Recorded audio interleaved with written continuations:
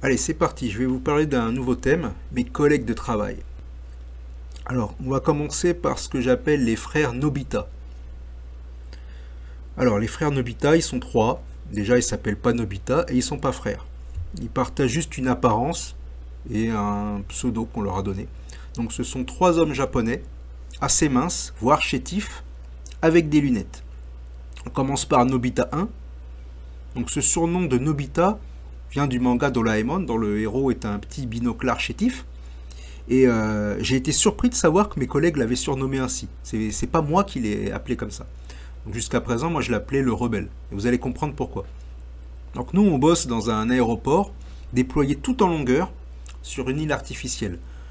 Pour pouvoir travailler de manière efficace, nous sommes divisés en deux équipes qui se partagent la piste. Donc Nobita, il ne fait pas originellement partie de notre équipe. Il est de l'autre équipe, donc de l'autre bout de l'aéroport, donc on n'est pas censé le voir à l'origine. Alors c'est un collaborateur assez ancien, donc il a de l'expérience dans la boîte, et il dispose d'un permis de conduire sur la piste. Voilà, donc il a suffisamment d'expérience pour pouvoir être affecté sur toutes les compagnies et toutes les tâches dans les avions en fait. Voilà, cependant il a franchi une limite, il s'est mis à émettre des contestations de type salarial. Voilà, donc effectivement, bon, le salaire horaire il est fixe, et lui, il a le projet de fonder une famille.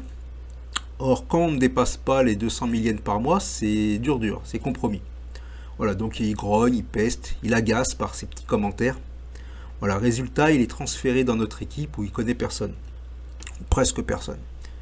Mais des gens avaient déjà entendu parler de lui. Voilà. Donc les deux équipes ont beau dépendre de la même société, elles ne gèrent pas les mêmes vols, elles n'ont pas exactement les mêmes outils, les mêmes conditions de travail. Donc quelque part, on peut considérer que son transfert est une sorte de rétrogradation, voire une mise en quarantaine. Voilà. Donc bref, Nobita 1, le rebelle, se retrouve chez nous, et les ressources humaines lui font comprendre qu'il va se calmer. Et effectivement, il se calme. Il retrouve ses prérogatives de chauffeur sur la piste, car on manque terriblement de ce profil. Voilà, donc quand il est arrivé, j'ai essayé de lui tirer un peu les vers du nez, et il est assez bavard sur certains sujets, et en particulier la politique, ce qui est assez rare parmi les Japonais. D'ailleurs, quand il part sur ce sujet, ça agace certains Japonais qui n'ont pas l'habitude de sujets clivants au boulot. Alors Nobita 1, il est contre le Jiminto et la politique d'Abe Shinzo. Pourquoi? Parce qu'il estime que sa génération est prise en otage. Du coup, il a gagné mon respect pour avoir compris qu'il était sacrifié pour la retraite des gens au pouvoir. Voilà. Donc pour lui, le calcul est simple. Ses revenus ne sont pas suffisants pour fonder une famille. Voilà, donc ça génère chez lui une colère montante. Et effectivement, s'il y a du travail pour tous, bah, tout le monde commence par un salaire plancher. Et la majorité y reste. Voilà. Bon, ça rappelle un peu le SMIC, ça. Voilà, donc le salaire suffisant pour fonder une famille, il est entre 1,5 à 2, il est presque deux fois supérieur à celui qu'on obtient en travaillant à temps plein avec un contrat précaire. Voilà. Donc Nobita 1, il est frustré par cette situation et il regarde des vidéos sur YouTube, des vidéos de bambins, ça le fait rêver tout ça. Voilà. Parce que il l'aura pas, il l'aura jamais. Hein. Il ne faudra pas dans les conditions actuelles. Il faudrait qu'il se passe quelque chose. Voilà. Donc un jour, il nous annonce qu'il va passer à la radio locale. Alors un auteur américain spécialisé sur les relations de couple est censé passer, et lui il a été sélectionné pour poser une question à la radio. Voilà. Et sa question c'est: comment faire pour plaire aux femmes? Je me suis bien marré. Bien après l'émission, je lui ai demandé si les conseils reçus avaient porté leurs fruits. Ouais, il a essayé de m'embrouiller avec des longues phrases. Les Japonais ils sont très forts pour ça, hein, pour pas dire concrètement oui ou non, ils vont utiliser des phrases à rallonge, et puis bon, j'ai bien compris qu'en fait ça avait rien donné. Hein. Voilà. Alors moi je lui conseillerais de travailler sur différents axes. Donc, par exemple, il pourrait essayer de prendre du galon au sein de la boîte, déjà il serait déjà plus populaire. Bon, je le vois bien, hein, ceux qui ont un grade, ils sont assez bien vus. Hein. Voilà. D'autre part, avec son tour de taille 34 et ses 45 kilos, moi je lui conseille une prise de masse conséquente. Voilà, il est extrêmement chétif et ça joue pas en sa faveur. Il dirait un gamin presque. Le mec il a 31 ans, trois poils de moustache là. J'ai l'impression, en fait, je me vois en lui quand quand j'avais 18 ans en fait. J'étais aussi chétif que lui en fait. Voilà, sauf que j'avais 18 ans, lui il en a 31. Voilà. Donc ensuite il pourrait développer ses capacités en communication. Il ne parle jamais aux filles. Il dit jamais rien d'intéressant, il fait rire personne.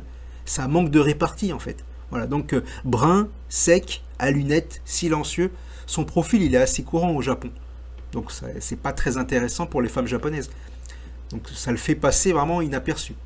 Il est dans la masse. Moi je lui ai conseillé d'aller chercher en Corée ou en Chine. Alors j'ai senti que c'était pas tombé dans l'oreille d'un sourd. Il voulait en savoir plus. Mais bon, il a un problème avec les langues. Déjà avec l'anglais, il traduit mot à mot. Il ne comprend pas que certaines expressions n'existent pas dans d'autres langues. Il révise l'anglais sans faire de grammaire, sans apprendre les verbes irréguliers. Il apprend juste les mots et pense que ça va suffire. Donc résultat, il est toujours au même niveau 6 mois après. Alors je pense pas qu'il soit prêt avec le chinois ou le coréen. Voilà. En ce moment, il est assez calme. Alors je lui ai demandé s'il s'était résigné. Je lui ai dit que ça faisait drôle de le voir toute la journée, sans rien critiquer, sans pester. Bon, il prend sur lui, on dirait, mais il a toujours ce rêve de fonder un foyer, projet pour lequel il ne fait rien de concret. Il avance pas, il fait du sur place. Voilà.